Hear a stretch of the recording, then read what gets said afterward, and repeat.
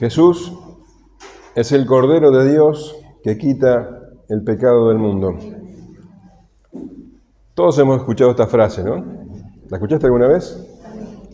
Ahora, ¿qué significa esto? ¿Qué significa exactamente que Jesús es el Cordero de Dios que quita el pecado del mundo? ¿Qué relevancia tiene para nuestras vidas?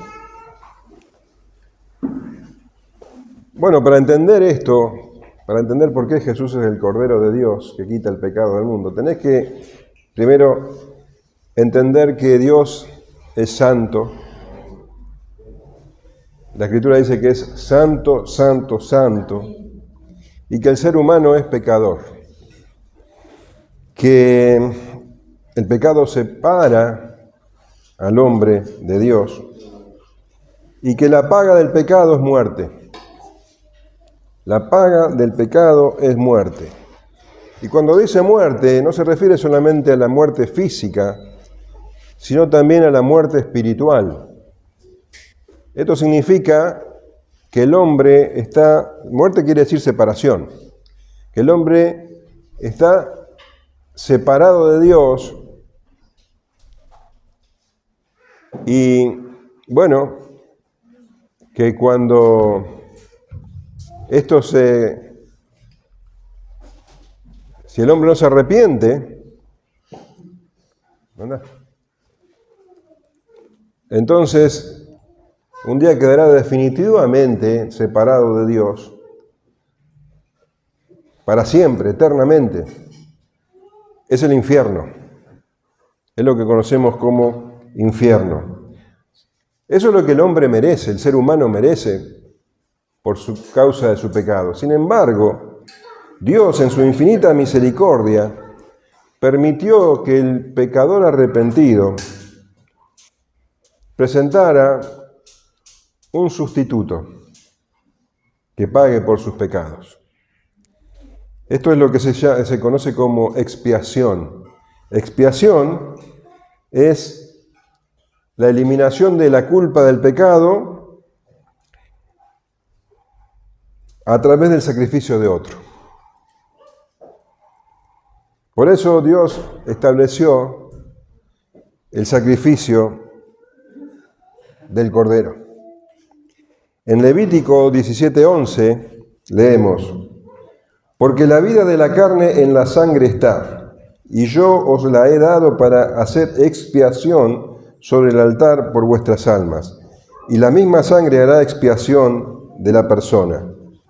Y en Hebreos 9:22 leemos: y casi todo es purificado según la ley con sangre, y sin derramamiento de sangre no hace remisión. Entonces, la expiación es que otro pague por mi culpa. El Señor ha determinado el sacrificio de los corderos. Y la revelación del Cordero que quita el pecado se ha dado de manera gradual en la Escritura. Vemos el primer sacrificio por el pecado al comienzo de la historia. En Génesis 3, cuando Adán y Eva pecan, ellos son conscientes de su desnudez y sienten vergüenza. Entonces Dios cubre su vergüenza con un sacrificio de un animal. Porque leemos en Génesis 3:21, y Jehová Dios hizo al hombre y a su mujer túnicas de pieles y los vistió. Un animal tuvo que morir, o varios animales tuvieron que morir para que ellos pudieran cubrir su vergüenza. Con Abel vemos que el sacrificio que a Dios le agradaba era el sacrificio de las ovejas. Génesis 4:3 dice: y aconteció andando el tiempo que Caín trajo de fruto de la tierra una ofrenda a Jehová, y Abel trajo también de los primogénitos de sus ovejas, de lo más gordo de ellas. Y miró Jehová con agrado a Abel y a su ofrenda, pero no miró con agrado a Caín y a la ofrenda suya, y se ensañó Caín en gran manera, y decayó su semblante. La revelación se va haciendo cada vez más clara, y llegamos a la sustitución de Isaac. Vos sabés que Dios le había ordenado a Abraham que sacrificara a su hijo único, a su amado. Acá vemos claramente la sustitución de un cordero para el sacrificio. Abraham, en obediencia, lleva a su hijo a donde Dios le había dicho, a los montes de Moria, y en el Génesis 22:7 leemos: entonces habló Isaac a Abraham, su padre, y dijo: Padre mío. Y él respondió: heme aquí, hijo mío. Y él le dijo: he aquí el fuego y la leña, mas ¿dónde está el cordero para el holocausto? Y respondió Abraham: Dios se proveerá de cordero para el holocausto, hijo mío. E iban juntos. Dios se proveerá del cordero, dice Abraham. Y cuando llegaron al lugar que Dios le había dicho, edificó allí Abraham un altar, y compuso la leña, y ató a Isaac su hijo, y lo puso en el altar sobre la leña, y extendió Abraham su mano, y tomó el cuchillo para degollar a su hijo. Entonces el ángel de Jehová le dio voces desde el cielo, y dijo: Abraham, Abraham. Y él respondió: heme aquí. Y dijo: no extiendas tu mano sobre el muchacho, ni le hagas nada, porque ya conozco que temes a Dios, por cuanto no me avergonzaste tu hijo, tu único. Entonces alzó Abraham sus ojos y miró, y he aquí a sus espaldas un carnero trabado en un zarzal por sus cuernos. Y fue Abraham y tomó el carnero y lo ofreció en holocausto en lugar de su hijo. Un carnero, un cordero adulto que se ofrece en lugar de la vida del hijo. Bueno, más adelante vemos la institución de la Pascua, y ahí es mucho más claro la revelación del Cordero. El día que Israel tenía que salir de Egipto, leemos en Éxodo 12:3, que Dios le dice: hablad a toda la congregación de Israel, diciendo: en el 10 de este mes, tómese cada uno un cordero según la familia de los padres, un cordero por familia. El versículo 5 dice: el animal será sin defecto, macho de 1 año. Lo tomaréis de las ovejas o de las cabras y lo guardaréis hasta el día 14 de este mes. Y lo inmolará toda la congregación del pueblo de Israel entre las 2 tardes. Y tomarán de la sangre y la pondrán en los postes y en el dintel de las casas en que lo han de comer. Las 2 tardes sería entre las 3 de la tarde y las 6 de la tarde. Y lo comeréis así: ceñidos vuestros lomos, vuestro calzado con vuestros pies y vuestro bordón en vuestra mano. Y lo comeréis apresuradamente. Es la Pascua de Jehová. Pues yo pasaré aquella noche por la tierra de Egipto y heriré a todo primogénito en la tierra de Egipto, así de los hombres como de las bestias. Y ejecutaré mis juicios en todos los dioses de Egipto, yo Jehová. Y la sangre os será por señal en las casas donde vosotros estéis, y veré la sangre y pasaré de vosotros, y no habrá en vosotros plaga de mortandad cuando hiera la tierra de Egipto. Y ese día os será en memoria, y lo celebraréis como fiesta solemne para Jehová durante vuestras generaciones. Por estatuto perpetuo lo celebraréis. Un cordero perfecto, sin defecto, y sería su sangre la que traería la salvación de los primogénitos. También el Señor determina que el pueblo de Israel tenía que ofrecer una ofrenda diaria de corderos. En Éxodo 29:38 leemos: y ahora te diré los sacrificios que debes ofrecer con regularidad sobre el altar. Cada día ofrecerás 2 corderos de 1 año, uno en la mañana y el otro por la tarde. Con uno de ellos ofrecerás 2 kilos de harina selecta mezclada con 1 litro de aceite de olivas prensadas. Ofrece también 1 litro de vino como ofrenda líquida. Ofrece el otro cordero por la tarde junto con ofrendas de harina y de vino. Estas ofrendas deberás presentarlas cada día de generación en generación. Desde entonces, cada día en el templo se sacrificaba un cordero a la mañana y un cordero a la tarde por el pecado del el pueblo en general, pero también se ofrecían sacrificios por el pecado particular. Vos te dabas cuenta que habías pecado, entonces ¿qué tenías que hacer? También presentar un sacrificio.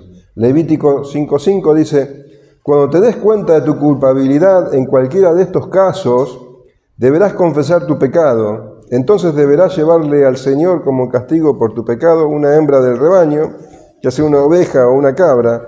Esto es una ofrenda por el pecado con la cual el sacerdote te purificará de tu pecado y te hará justo ante el Señor.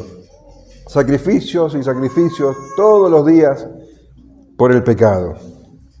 Y así fue hasta que el templo fue destruido en el año 70. Y el profeta Isaías muestra que el Cordero en realidad es un hombre que iba a cargar con el pecado del pueblo. Isaías 53:6 dice: todos nosotros nos descarriamos como ovejas, cada cual se apartó por su camino.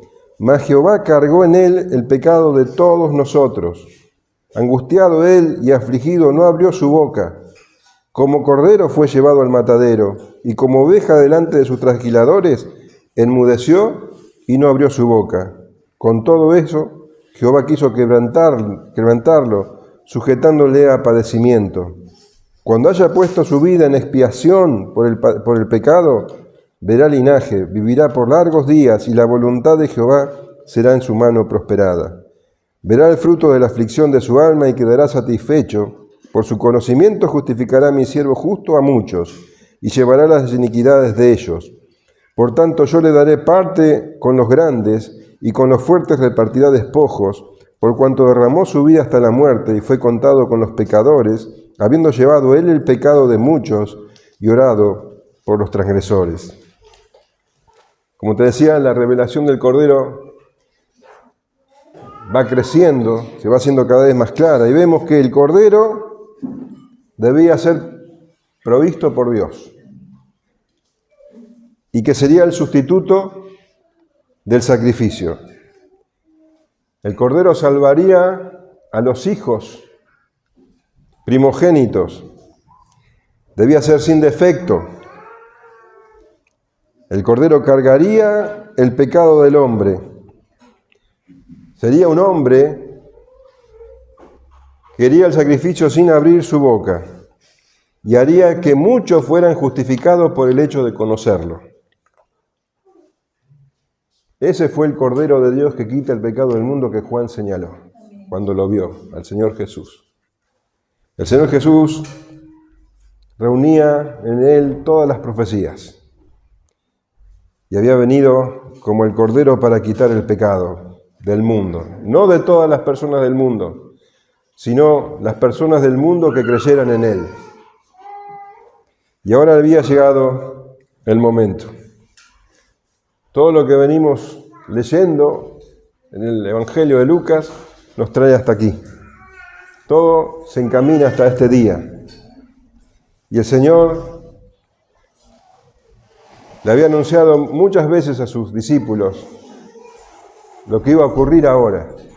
La última vez fue el martes, donde leemos en Mateo 26:2: sabéis que dentro de 2 días se celebra la Pascua, y el Hijo del Hombre será entregado para ser crucificado. Fue entonces cuando Judas se levantó para presentarse delante de los principales sacerdotes y de los religiosos, los líderes, con el propósito de vender al Señor Jesús, de entregarlo. Y lo hizo por 30 monedas de plata. Ese fue el precio que él recibió por la vida del Salvador. Y dice Mateo 26:16: y desde entonces buscaba oportunidad para entregarle. Así estaba Judas,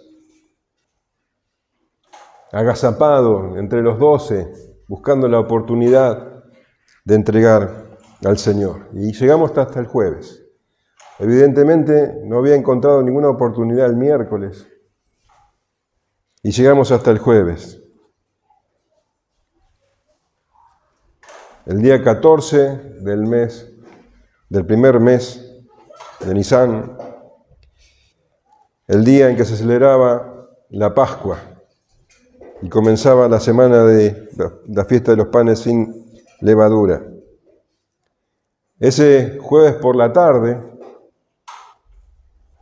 debían ser sacrificados los corderos. Y leemos en Lucas 22:7 hasta el 13. Llegó el día de los panes sin levadura, en el cual era necesario sacrificar el cordero de la Pascua. Y Jesús envió a Pedro y a Juan diciendo: Id, preparadnos la Pascua para que la comamos. Ellos le dijeron: ¿Dónde quieres que la preparemos? Él les dijo: He aquí, al entrar en la ciudad, os saldrá al encuentro un hombre que lleva un cántaro de agua. Seguidle hasta la casa donde entrare, y decid al padre de familia de esa casa: el maestro te dice: ¿dónde está el aposento donde he de comer la Pascua con mis discípulos? Entonces él os mostrará un gran aposento alto ya dispuesto, preparado allí. Fueron pues y hallaron como les había dicho y prepararon la Pascua. Llegó el día y la hora de la muerte del Señor Jesús se acercaba. Los dirigentes judíos, Judas y el mismísimo Satanás estaban atentos para llevar adelante su plan maléfico, sin sospechar que estaban cumpliendo con el propósito de Dios. El plan de Dios era que Jesucristo muriera el viernes a la tarde, entre las 2 tardes, como leíamos en Éxodo, entre las 3 y las 6 de la tarde, como el Cordero de Pascua.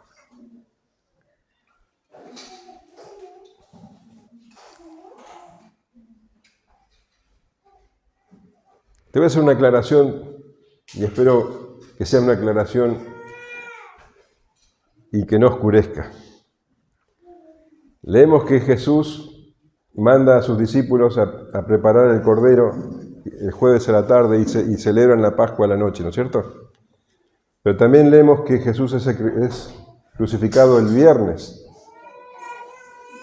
cuando también se matan a todos los corderos. ¿Por qué ocurre esto? Porque los judíos tenían, según la región donde vivían, tenían diferentes modos de ver cuándo empieza el día. Hoy, nosotros estamos de acuerdo cuándo comienza el día. ¿Cuándo comienza el día? A la hora 0, ¿no es cierto? Estamos todos de acuerdo en eso, pero en ese entonces no. Entonces, en Israel, en el norte de Israel, entendían que el día comenzaba cuando salía el sol.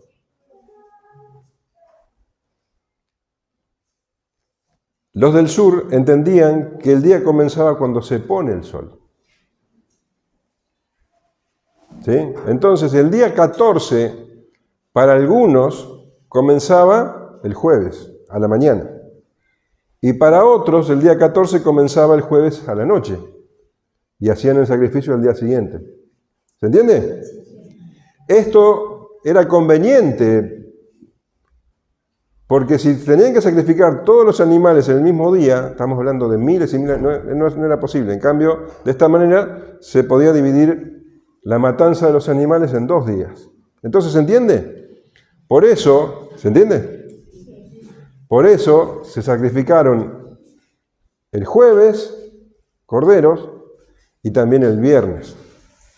Algunos celebraron la Pascua a la noche del jueves y otros celebraron la Pascua a la noche del viernes. ¿Sí? ¿De acuerdo? Bueno, entonces espero que haber aclarado. Entonces dice que el plan de Dios era que Jesucristo fuera crucificado el viernes entre las 2 tardes, que sería la hora de entre las 3 y las 6 de la tarde.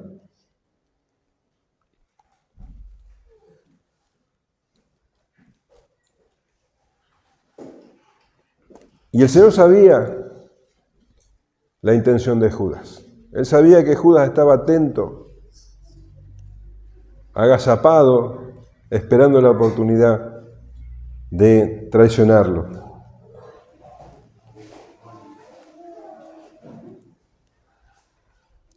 Y la hora perfecta para hacerlo, el momento adecuado para Judas, sería durante la cena de la Pascua. ¿Por qué? Porque en ese momento prácticamente no había gente en las calles, estaban todos en sus casas. Y ese hubiera sido el momento ideal para cometer la traición. Si Judas hubiera sabido dónde iban a celebrar la Pascua, directamente le hubiera dicho a los dirigentes a qué hora se reunían en tal lugar, y ahí lo estarían esperando al Señor Jesús. El Señor Jesús sabía esto. Entonces, como él había determinado ya que se iba a reunir con sus discípulos, iba a compartir la cena con ellos, porque tenía mucho que enseñarles todavía, tenía que hablarles del propósito de su sacrificio al día siguiente, tenía que hablarles de la venida del Espíritu Santo, tenía que incluso instituir la cena del Señor que hasta hoy celebramos y lo vamos a hacer hasta que el Señor vuelva. Y tenía también que orar por ellos, esa cena era muy importante. Entonces el Señor mantuvo en secreto, solamente Él sabía dónde iba a ser el lugar de la cena. Y de hecho, cuando manda a los discípulos, solamente a 2 de mucha confianza, a Pedro y a Juan, a que vayan a preparar la cena, les da instrucciones misteriosas, que en un sentido son muy definidas y en otros sentidos no son nada definidas. Fíjate lo que les dice. Y Jesús envió a Pedro y a Juan diciendo: preparadnos la Pascua para que la comamos. Ellos le dijeron: ¿dónde quieres que la preparemos? Bueno, lo lógico que el Señor le hubiera dicho: bueno, vayan a tal lado, a tal casa, y ahí. Pero miren lo que les dice. Él les dijo: he aquí, al entrar en la ciudad, os saldrá al encuentro un hombre que lleva un cántaro de agua. Seguidle hasta la casa donde entrare y decida al padre de familia de esta casa: el maestro te dice, ¿dónde está el aposento donde he de comer la Pascua con mis discípulos? Entonces, en un sentido era muy definido lo que el Señor le estaba diciendo. Le dio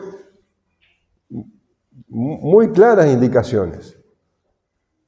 Pero la realidad es que ni Pedro ni Juan iban a saber exactamente dónde era eso hasta el momento en que llegaran al lugar. Entonces no había manera de que Judas pudiera saber dónde se iban a reunir. Y ellos debían ir a la ciudad, a Jerusalén, que hervía de gente. Estamos hablando de miles y miles de personas. Cientos de miles de personas, comerciantes que dominaban las calles, griterío, animales. Y estos hombres tenían que ver a un hombre que llevaba un cántaro. Y a vos te parecerá que esto era difícil, pero en realidad era bastante sencillo, porque los hombres no llevaban cántaros. Ese era el trabajo de las mujeres. Las mujeres estaban encargadas de llevar los cántaros de agua. Entonces, era fácil distinguir a un hombre que hiciera eso. Entonces, cuando vieron a ese hombre, que el Señor Jesús les dijo, un hombre que llevara un cántaro, lo siguieran directamente. Y cuando ese hombre llegara a una casa, bueno, ellos tenían que hablar con el dueño de casa, con el padre de familia, y decirle, el Señor te dice, ¿dónde está el aposento donde debe comer la Pascua con mis discípulos. La hospitalidad era una costumbre muy arraigada en Israel. Y era común que los habitantes de Jerusalén dejaran a los extranjeros, a los peregrinos, celebrar las Pascuas en el lugar que pudieran ofrecerles. Pero le ofrecían, por ejemplo, el lugar donde comían los animales, el lugar donde se guardaban los carros, cosas así, depósitos. Pero claramente este hombre, podemos entender que era un discípulo del Señor Jesús, porque les ordena que le digan, el Maestro te dice, y no les da un lugar cualquiera para que celebren la Pascua, les da un lugar, dice, que estaba muy bien preparado para eso, un aposento alto, o sea, estamos hablando de un primer piso amplio y amoblado, bien dispuesto para que ellos pudieran celebrar la Pascua. Dice, entonces Él les mostrará un gran aposento alto ya dispuesto, preparado allí. Podemos pensar incluso que era un lugar casi lujoso, bien dispuesto. Y dice, fueron pues y hallaron como les había dicho y prepararon la Pascua. Y preparar la Pascua, la cena de la Pascua, no era una tarea muy sencilla, porque en primer lugar tendrían que llevar a la tarde, entre las 3 y las 6 de la tarde, entre las 2 tardes, al cordero al templo, un cordero que ya tendrían que haber separado 4 días antes, en el día 10, llevarlo al templo para que sea sacrificado, ese cordero asarlo, y además tenían que comprar, otros productos como, los panes sin levadura, como hierbas amargas, aceite, granadas, nueces, porque tenían que preparar también el aceite donde iban a mojar el pan, con estas frutas amargas. Así que Pedro y Juan se abocaron a eso. Y dice que fueron pues y hallaron como les había dicho.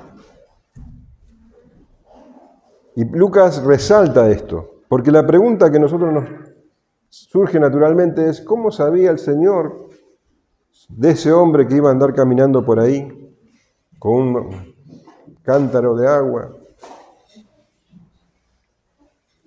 Y la única respuesta es que Jesús es omnisciente, que Jesús es Dios. Y con un detalle tan casi pequeño podemos ver la deidad del Señor Jesús. Él sabía todo y sabía todo lo que venía. Los discípulos, dice, prepararon la Pascua sin saber que esa era la última Pascua que iban a preparar. Ese cordero era el último cordero que iban a sacrificar. Esa misma noche, el Señor Jesús iba a ser entregado por Judas en manos de los alguaciles del templo y los soldados. Y al día siguiente, el Señor iba a ser crucificado como el peor de los delincuentes. Él era el Cordero de Dios que quita el pecado del mundo. Él era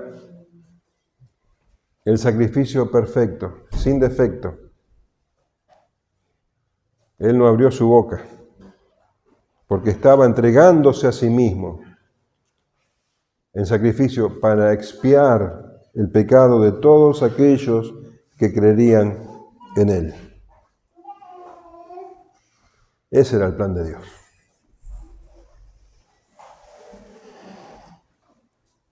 Eso es lo que Dios había determinado. El apóstol Pedro, 50 días después de esto, en el Pentecostés siguiente, habiendo pasado la muerte y la resurrección del Señor Jesús, en ese Pentecostés en que el Espíritu Santo viene sobre la iglesia, Él se levanta a predicar. ¿Sabes a quiénes? A la misma gente que habían crucificado al Señor Jesús. A los mismos que habían gritado, crucificadle. Y leemos en Hechos 2:22, varones israelitas, oíd estas palabras. Jesús Nazareno, varón aprobado por Dios entre vosotros con las maravillas, prodigios y señales que Dios hizo entre vosotros, por medio de él, como vosotros mismos sabéis, a este, entregado por el determinado consejo y anticipado conocimiento de Dios, prendisteis y matasteis por manos de inicuos, crucificándole. Pedro le estaba predicando a aquellos que habían gritado, crucifíquenle. El plan de Dios había sido que Jesucristo se ofrezca como sacrificio expiatorio por todos los que creyeran en Él. Pero no se terminaba ahí el plan de Dios, porque Jesucristo también debía resucitar. Y así dice Pedro, continúa hablando, al cual Dios levantó, suelto los dolores de la muerte, por cuanto era imposible que fuese retenido por ella. Y en el versículo 32 dice, a este Jesús resucitó Dios, de los cuales todos nosotros somos testigos. Así que exaltado por la diestra de Dios y habiendo recibido del Padre la promesa del Espíritu Santo, ha derramado esto que vosotros veis y oís. El Cordero de Dios fue crucificado y sacrificado en esa cruz, pero la muerte no lo contuvo, resucitó. Y hoy reina con todo poder y autoridad dirigiendo la historia conforme al plan de Dios. Jesucristo reina. Y en Apocalipsis, capítulo 5, leemos lo siguiente, Nueva Traducción Viviente te voy a leer. Luego vi un rollo en la mano derecha de aquel que estaba sentado en el trono. El rollo representa el plan de Dios. Luego vi un rollo en la mano derecha de aquel que estaba sentado en el trono. El rollo estaba escrito por dentro y por fuera y sellado con 7 sellos. Vi un ángel poderoso que proclamaba con fuerte voz, ¿quién es digno de romper los sellos de este rollo y abrirlo? Pero nadie en el cielo, ni en la tierra, ni debajo de la tierra podía abrir el rollo y leerlo. Entonces comencé a llorar amargamente porque no se encontraba nadie digno de abrir el rollo y leerlo. Pero uno de los 24 ancianos me dijo, deja de llorar. Mira, el león de la tribu de Judá, el heredero del trono de David, ha ganado la victoria. Él es digno de abrir el rollo y sus 7 sellos. Entonces vi a un cordero que parecía que había sido sacrificado, pero que ahora estaba de pie entre el trono y los 4 seres vivientes y en medio de los 24 ancianos. Tenía 7 cuernos y 7 ojos que representan los 7 aspectos del Espíritu de Dios, el cual es enviado a todas las partes de la tierra. Él pasó adelante y tomó el rollo de la mano derecha del que estaba sentado en el trono. Y cuando tomó el rollo, los 4 seres vivientes y los 24 ancianos se postraron delante del Cordero. Cada uno tenía un arpa y llevaba copas de oro llenas de incienso, que son las oraciones del pueblo de Dios. Y cantaban un nuevo canto con las siguientes palabras. Tú eres digno de tomar el rollo y de romper los sellos y abrirlo, pues tú fuiste sacrificado y tu sangre pagó el rescate para Dios de gente de todo pueblo, tribu, lengua y nación, y la has transformado en un reino de sacerdotes para nuestro Dios y reinarán sobre la tierra. Entonces volví a mirar y oí las voces de millones de ángeles alrededor del trono y de los seres vivientes y de los ancianos. Ellos cantaban en un potente coro, digno es el Cordero que fue sacrificado de recibir el poder y las riquezas, y la sabiduría, y la fuerza, y el honor, y la gloria, y la bendición. Y entonces oía toda criatura en el cielo, en la tierra, debajo de la tierra y en el mar que cantaban: bendición y honor y gloria y poder le pertenecen a aquel que está sentado en el trono y al Cordero por siempre y para siempre. Y los 4 seres vivientes decían al Cordero. El Cordero reina. El Cordero reina. Pero todavía falta que se cumpla el plan de Dios en toda su dimensión, porque el Cordero volverá. Y leemos en Apocalipsis 6:12: miré cuando abrió el 6º sello, y he aquí un gran terremoto, y el sol se puso negro como tela de cilicio, y la luna se volvió toda como sangre, y las estrellas del cielo cayeron sobre la tierra, como la higuera deja caer sus higos cuando es sacudida por un fuerte viento. Y el cielo se desvaneció como un pergamino que se enrolla, y todo monte y toda isla se removió de su lugar. Y los reyes de la tierra, y los grandes, los ricos, los capitanes, los poderosos, y todo siervo y todo libre se escondieron en las cuevas y entre las peñas de los montes, y decían a los montes y a las peñas: caed sobre nosotros, y escondednos del rostro de aquel que está sentado sobre el trono y de la ira del Cordero, porque el gran día de su ira ha llegado, y ¿quién podrá sostenerse en pie? El Cordero volverá, y volverá con retribución. Y cuando vuelva, allí será la consumación de todas las cosas. Allí llegará el plan de Dios a cumplir plenamente su propósito, cuando el Cordero se reúna con su esposa. Y dice Apocalipsis 19:5: y salió del trono una voz que decía: alabad a nuestro Dios, todos sus siervos, y los que le teméis, así pequeños como grandes. Y oí como la voz de una gran multitud, como el estruendo de muchas aguas, y como la voz de grandes truenos que decían: aleluya, porque el Señor nuestro Dios Todopoderoso reina. Gocémonos y alegrémonos y démosle gloria, porque han llegado las bodas del Cordero, y su esposa se ha preparado. Y a ella se le ha concedido que se vista de lino fino, limpio y resplandeciente, porque el lino fino es las acciones justas de los santos. Y el ángel me dijo: escribe: bienaventurados los que son llamados a la cena de las bodas del Cordero. Y me dijo: estas son palabras verdaderas de Dios. Ese es el plan de Dios. Pero el Señor Jesús ahora estaba a punto de ser sacrificado como el Cordero.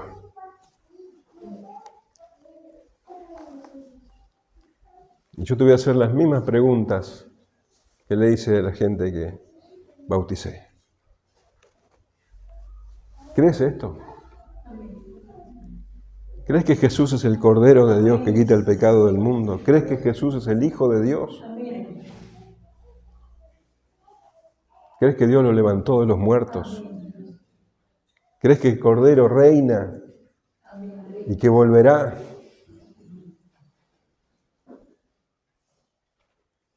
Que el Cordero ha sido sacrificado para salvación de sus hijos, de los hijos de Dios, los primogénitos. ¿Crees eso?